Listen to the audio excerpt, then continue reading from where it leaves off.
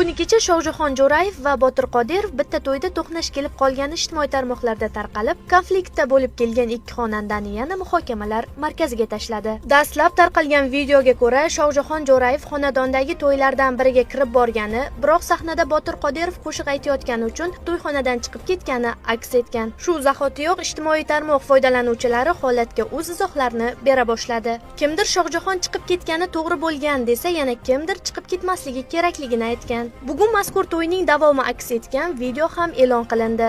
Ma'lum bo'lishicha, Shohjahon Jo'rayev to'ydan chiqib ketmagan va hatto o'sha kuni ertalab mazkur oila to'yining nahorgi oshida ham xizmatda bo'lgan. To'y egasi esa Jo'rayevdan yana Sherali Jo'rayevning qo'shiqlarini aytib berishini so'ragan. Kechki bazmda Botir Qodirovdan so'ng sahnaga Sherali Jo'rayevning to'ng'ich o'g'li Shohjahon Jo'rayev taklif etilgan. Sherali Jo'rayevning to'ng'ich farzandlari Shohjahon Jo'rayev